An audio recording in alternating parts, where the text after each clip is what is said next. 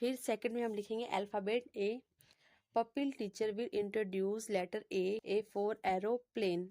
जरूरी नहीं है कि हम बच्चे को यही रटवाए कि ए से एप्पल होता है तो ए फॉर एप्पल। एप्पल के अलावा भी काफ़ी चीज़ें करा सकती हैं जिससे बच्चे को नॉलेज हो जाती है। देखिए, अगर आप ए फॉर एप्पल ही करवाएंगी, फिर पेरेंट्स अगर कुछ और भी चीज़ें सिखाते हैं कि ए फॉर एप्पल नहीं बेटा, ए फॉर तो एंट भी होता है, तो बच्चे को ये लगता है कि नहीं, मेरी टीचर्स ने तो ए फॉर एप्पल ही सिखाया, तो मम्मा या पापा आप गलत बोल रहे हो या बता रहे हो, ए फॉर एप्पल होता है, एंट नहीं होता है। तो इसीलिए मैं भी यही चाहूँगी कि आप एक ही चीज़ ना रटवा करके बच्चे को और भी चीज़ों की नॉलेज दीजिए, ताकि उनको ये भी रहे कि ए फॉर एप्पल ना हो करके ए से एरोप्लेन भी होता है, ए for aeroplane, A for ant, A for air, इस तरीके से ए फॉर से ये चीज़ें भी होती हैं। फिर टीचिंग एड्स में आप ब्लैक बोर्ड, चार्ट, डस्टर लिखेंगी और स्टूडेंट एक्टिविटी में आप लिखेंगी स्टूडेंट लिसन केयरफुली।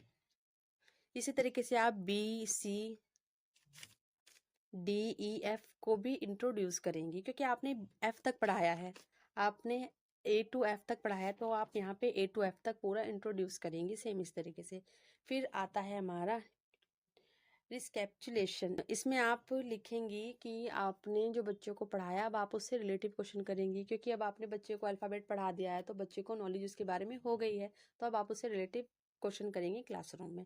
तो आप यहाँ लिखेंगी pupil teacher will revise the topic alphabet in the classroom. Fill in the missing letter. आप चाहे तो ये भी बच्चों से पूछ सकती हैं कि ए के बाद क्या आता है, बी के बाद क्या आता है, या आप अपने तरीके से भी आपको जो ठीक लगता है आप वो भी इसमें ऐड कर सकती हैं। तो मैंने तो जो ऐड किया था वो ये था, मैंने जहाँ जो यहाँ पे लिखा था वो ये था कि fill in the missing letter.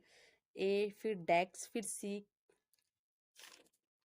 D, डेक्स, F, draw the picture. Picture बना के बच्चों से पूछा, पिक्चर बना करके मैंने बच्चों से पूछा कि किस चीज़ की पिक्चर है, एप्पल की बना दी, बॉल की बना दी, तो यहाँ बच्चे अपने आप आंसर करेंगे कि ये तो ए फॉर एप्पल है, इसका आंसर ए है। ये बी फॉर बॉल हो गया, तो इसका आंसर बी है। अब होमवर्क में आप लिखेंगी pupil teacher will give worksheet to student related to the topic alphabet.